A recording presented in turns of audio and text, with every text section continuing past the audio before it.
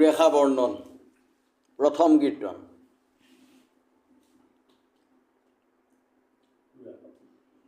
অজয় জয় জগন্নাথ প্ৰণাম ৰাম,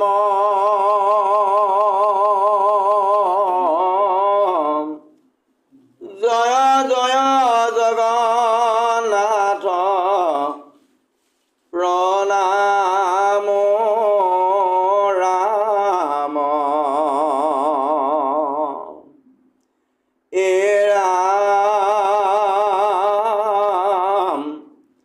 নমো নমো জগন্নাথ ভকতৰ নিধি, হৰিৰ স্মৰণে আৰম্ভ ৰহুক সিদ্ধি, উৰেষাৰ কীৰ্তন শুনিও লোকাই,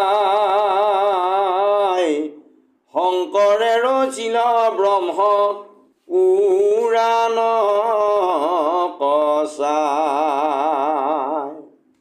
এৰা মুনিগণে ব্ৰহ্মা তপু শিলা প্ৰণিপাতে,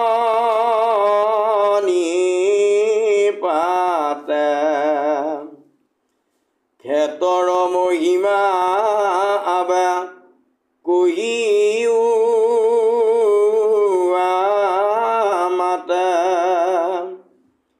কিবা হেতু ইন্দ্ৰদ্যুম্ন ৰাজা সুধচিতে, কৰিলন্ত অশ্বমেধ উৰেষা পুৰিতে। এতিয়া মুনিসকলে ব্ৰহ্মাদেৱত হাতযোৰ কৰি পেলাই সুধিলে যে এই যিখন ক্ষেত্ৰ অৰ্থাৎ যিখন ঠাই, সেই ঠাইখন হ'ল পবিত্ৰ ঠাই জগন্নাথ যাৰ নাম, গতিকে এই জগন্নাথ ক্ষেত্ৰৰ বিষয়ে অলপমান আমাক বুজাই কওক বুলি কৈছে। কি কাৰণে ইন্দ্ৰদ্যুম্ন ৰাজাই ইমান একান্ত শুদ্ধ চিত লৈ অশ্বমেধ যজ্ঞ কৰিলে সেই উৰেষা নগৰীত? হে ৰাম বন্ধাইল অদ্ভুত দৌল আচুৰ্য মহিমা, ৰাম কৃষ্ণ শুভদাৰ সজাইল প্ৰতিমা, কিবা হেতু দৌল তথা পিলানৰে চৰ, সমস্ত বিতান্ত কহি উক সৃষ্টি কৰ। এতিয়া কি কাৰণে ৰাম সুভদ্ৰা এওঁলোক অৰ্থাৎ ৰাম মানে বলৰাম কৃষ্ণ আৰু সুভদ্ৰাৰ প্ৰতিমা সজালে এই দৌলত অৰ্থাৎ মন্দিৰত, এই বিষয়ে কিছু কওক এই বুলি মানে মুনিগণে ব্ৰহ্মাৰ আগত কথাষাৰ উঠিল। হে ৰাম ব্ৰহ্মায়ে বোলন্ত শুনা মুনিগণ যত, আছিল অৱন্তী পুৰী মালৱ দেশত, তাহাৰ মহিমা মই কি কৈবো সম্প্ৰতি, ইন্দ্ৰ নগৰ যেন দুটি অমৰাৱতী। লাহেকৈ ব্ৰহ্মাই মাত লগাইছে যে মালৱ নামৰ সেই দেশখনত অৱন্তীপুৰ নামৰ ঠাইত, অৱন্তীপুৰ নামৰ ঠাইডোখৰৰ মহিমাৰ বিষয়ে মই বৰ্তমান তোমালোকৰ আগত আগে কৈ লওঁ। সেইখন যেন দ্বিতীয় অমৰাৱতী, ইন্দ্ৰৰ অমৰাৱতী, গতিকে যেন দ্বিতীয় অমৰাৱতী সেইখন অৱন্তীপুৰ হয়।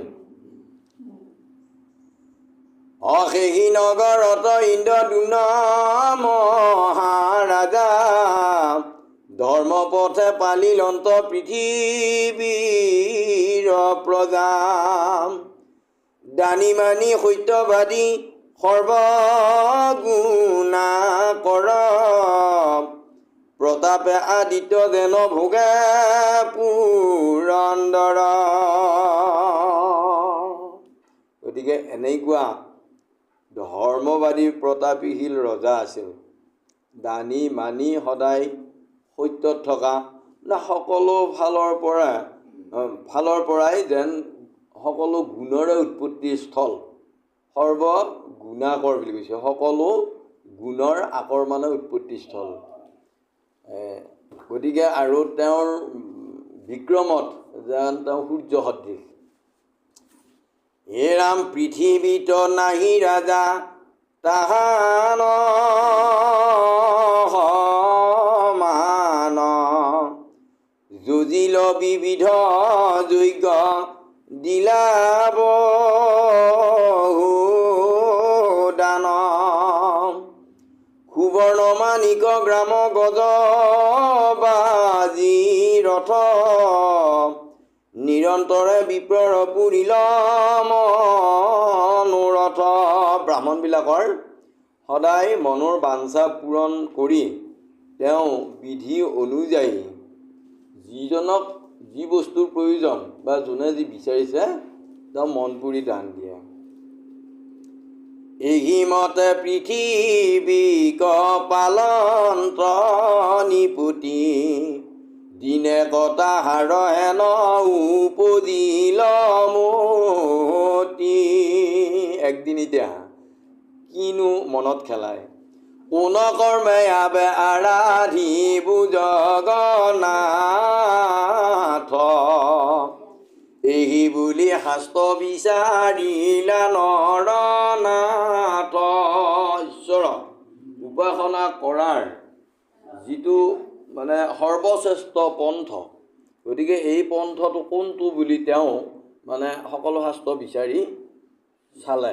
চোৱাৰ পিছত আগম পুৰাণ বেদ বেদান্ত যতে ক, গুৰু মুখে জানিলন্ত ততক প্ৰত্যেক।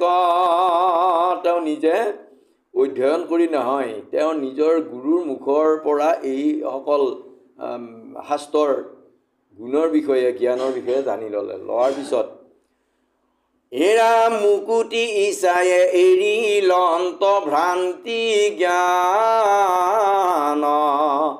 কিমতে আৰাধো হৰি মনে কৰি ধ্যান। এই যিটো ভুল জ্ঞান অৰ্থাৎ মায়াবাদী মন, যিটো সংসাৰৰ প্ৰতি আকৃষ্ট মন যিটো, এইটো ভ্ৰান্তি জ্ঞান বুলি কৈছে, ভুল জ্ঞান। গতিকে অৰ্থাৎ ভুল জ্ঞান মানে অজ্ঞান, এইটো অজ্ঞানে মায়া। গতিকে মায়াটো এৰি তেওঁ মুকুতিক ইচ্ছা কৰি, জীৱৰ মুকুতিৰ ইচ্ছা কৰি তেওঁ ভাবিলে মই এতিয়া ঈশ্বৰক, মই মুকুতি পাব লাগিলে ঈশ্বৰক কি ধৰণে যজিম, এইবুলি তেওঁ মনতে ভাবি গুণি চালে, ধ্যান কৰি চালে। চোৱাৰ পিছত হে ৰাম নাহিকে নিস্তাৰ আউৰ অমাধৱ তপৰে, শংখ চক্ৰ গদা পদ্ম জাৰ চাৰি কৰে, পদ্মপত্ৰ সম চাৰু লোচন আয়ত, গলে বনমালা শোভা কৌস্তভ কণ্ঠত। মাধৱত ভজাক বিনে আৰু সংসাৰত অন্য পিনে নিস্তাৰ বা গতি নাই। যিজন ঈশ্বৰৰ চাৰি হাতত শংখ চক্ৰ গদা পদ্ম চাৰিটা অস্ত্ৰ লৈ আছে, সম্পত্তি চাৰিটা লয়, পদ্ম পত্ৰ সমচাৰু, পদুম পাহিৰ পাতৰ দৰে ইমান মসৃণ, ইমান ধুনীয়া, সুন্দৰ, চাৰু মানে সুন্দৰ, তেওঁৰ চকু জুৰি, গলে বনমালা শোভে কৌস্তুভ কণ্ঠত, আৰু বনমালাডাল গলত, কণ্ঠত সাগৰ মথোতে ওলা সেই কৌস্তুভ মণিটো। কৃষ্ণ বা বিষ্ণুক বাদে সেই কৌস্তুভ মণিটো আৰু অন্য কাৰো তাত নাই, কোনেও ধাৰণ কৰিব নোৱাৰে। আৰু বনমালাডাল তেওঁৰ গলত। এতিয়া বনমালাডাল আপাদলম্বিত বনমালা বুলি কয়।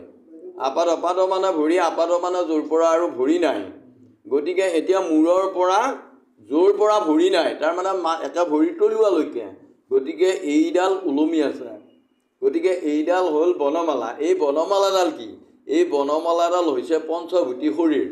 প্ৰভু ভগৱন্ত আত্মাৰূপে ইয়াত থাকি তেওঁ এই যিটো পঞ্চভূতেৰে গঠিত শৰীৰটো তেওঁ লৈ আছে, মালা হিচাপে তেওঁ গাঁঠি লৈ আছে। যি কাৰণে নাৰায়ণে পঞ্চভূতে পঞ্চবৰ্ণ মালা পিন্ধি প্ৰকাশ কৰন্ত, এই হেতু নিৰন্তৰে জানি বাহা বনমালী নাম ধৰি আছা ভগৱন্ত। সেইকাৰণে প্ৰভু ভগৱন্তৰ বনমালী নামটো এইটো, তাৰমানে পঞ্চভূতি শৰীৰটো তেওঁ ধাৰণ কৰি আছে। যিদিনা তেওঁ ইয়াৰ পৰা গুচি যাব পঞ্চভূতি শৰীৰ আৰু নাই, বনমালা পেলাই থৈ যাব।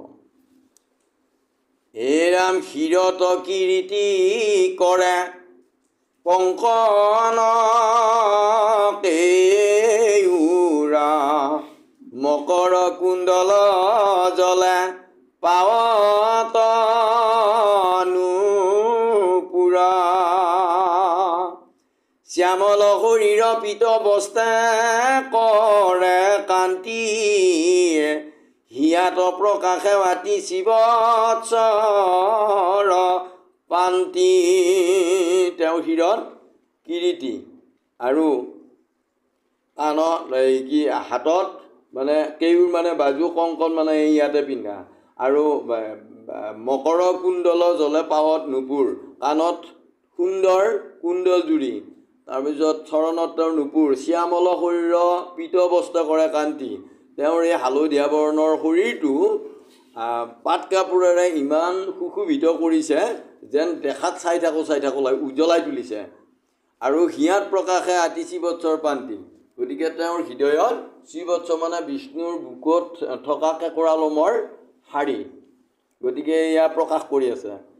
হে ৰাম হেন মাধৱক আবে আৰাধো কি মতে, এই বুলি বাজ ভৈলা নগৰৰ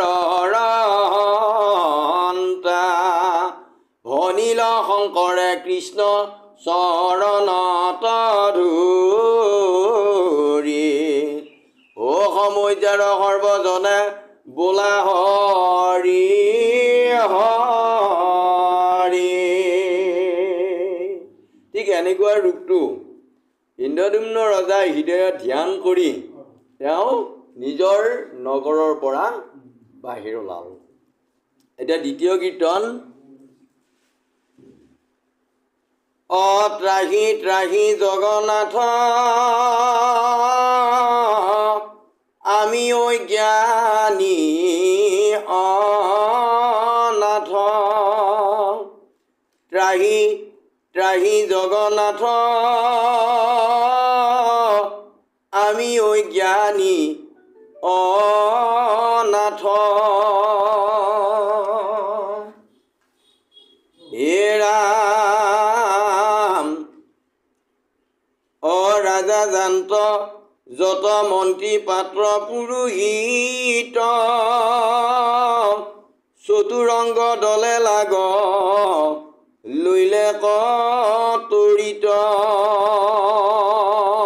এতিয়া ৰাজা যোৱাৰ লগে লগে যিমানবিলাক তেওঁৰ পাত্ৰ মন্ত্ৰী পুৰোহিত আছিল বা চতুৰংগ অৰ্থাৎ 4 জাতিৰ সেনা, যেনে ৰথ আৰোহী, হস্তি আৰোহী, তাৰপিছত এই হয় মানে ঘোঁৰা আৰোহী আৰু পদাতি, এই 4 ৰংগ চতুৰংগ সেনা সকলোবিলাক ৰজাৰ পিছে পিছে অনায়াসে গ'ল। অসংখ্যাত ৰথ জুঠে যাই চলি, বাৰু খান্দা ধৰি ধাৱে যত মহাবলী, যাৰ যি নিজৰ নিজৰ অস্ত্ৰ সেইবিলাক লৈ গৈছে। অসীমা সংখ্যা নাহি লগে লৰে যত ঘোঁৰা, প্ৰমত হস্তিৰ কোণা কহিবে কৌৰা। কিমান ঘোঁৰা গেছি আৰু লেখ জোখ নাই, আৰু কিমান বলৱান হাতী গেছি, বলৰ প্ৰভাৱৰ কথা বৰ্ণনা কৰি তত নাই।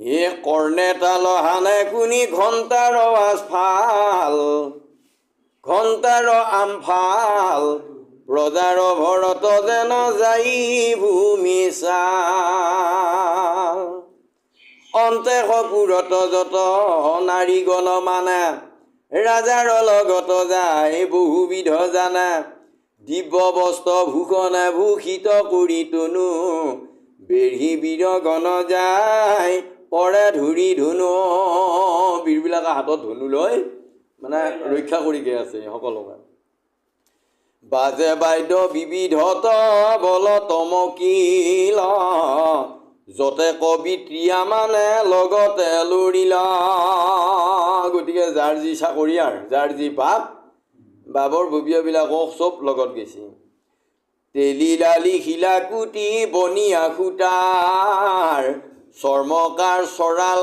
কমাৰ কুম্ভকাৰ চিতকৰ কষাৰ কুণ্ডাৰ বৈদ্য যত ওনে ককাই অস্ত যায় ৰাজাৰ লগত এইবিলাক হ'ল বাবৰ ববীয়া বৃত্তিধাৰী নত ভাত নৰ্তুকী গায়ন পৰ্যন্ত বিপ্ৰগণ নিপতিৰ আগত চলন্ত কিন্তু ব্ৰাহ্মণবিলাকক ৰজাৰ আগস্থান দিছে ৰজা যদিও গৈছিল এইবিলাক পিছত গৈ কিন্তু ব্ৰাহ্মণ যোৱা দেখি ৰজাই কিন্তু ব্ৰাহ্মণবিলাকক বিপ্ৰবিলাকক আগত যাব দিলে ঠাইটো আগত দিলে তেওঁ স্থান এই পৃথিৱীৰ যতে কবিত্ৰিয়াগণ আছে সঠিক জাতিও যায় নিপতিৰ পাছে পিতৃ আগ কৰি যেন চলে পুত্ৰগণ এহি মতে গৈলা ইন্দ্ৰ দুম্ন মহাশয় পাইলন্ত দক্ষিণ সাগৰৰ গুয়াতীৰ ঢৌগণ নাচে যেন অগাধ গম্ভীৰ হৰিৰ শয়ন স্থান নদ নদীপতি যাক দৰ্শনে পায় পৰম মুকুতি আছে ভয়ংকৰ মৎস্য কশ্যপ বহুল কুম্ভীৰ মগৰ মৎস্যে কৰে হুলস্থুল সৰ্ব পাপ হৰে ৰম্য কৰ তীৰ্থৰাজ দেখিয়া বলন্ত ৰাজা ঐত মোৰ কাজ ইমান ৰম্যস্থলী ইমান ধুনীয়া ৰম্যকৰ ঠাই সেই সাগৰ গতিকে তাতে ভাবিলে নাই নাই মোৰ এই ঠাইতে মই যি বাঞ্ছা কৰিছোঁ এই ঠাইতে মোৰ পূৰ্ণ হ'ব গতিকে মই ইয়াতে ৰৈ দিওঁ এই বুলি সেই সাগৰৰ পাৰত ৰ'ল এই ৰাম কৰিল নিবাস পায়া অমনোহৰ স্থান দেখিল তহিতে পৃথিৱীৰ গুণ মানে বহুবিধ বৃক্ষ ফলে ফুলে সুশোভিত নানাবিধ পক্ষীৰাও তেজে ফুললিত এই পৃথিৱীত যিমানবিলাক গুণ গৰিমা আছে সমস্ত গুণ গৰিমা সেই ঠাইত এই সাগৰৰ তীৰত ৰজাৰ মানে ৰম্যস্থলীত দেখা পালে অবিচিত বিবিধ মৃগগণ চৰে তাতে অনেক দন্তাল আছে নন্দন বনতে চাৰু সৰোবৰ কপংকজে আছে ৰঞ্জী ৰাজহংসে ভুঞ্জে তাত মৃণাল উভঞ্জী মানে মনোমোহাৰ এনেকুৱা এটা কবিৰ এনেকুৱা এটা বৰ্ণনা যে কথাখিনি শুনোতে তাৰমানে আমাৰো মনটো মোহিত হৈছে গতিকে ৰজাৰ এই মন মোহিত কৰিব পৰা বা অন্যবিলাকৰো মন মানে মোহিত কৰিব পৰা এখন ৰম্যকৰ ঠাই য'ত নেকি তীৰ্থ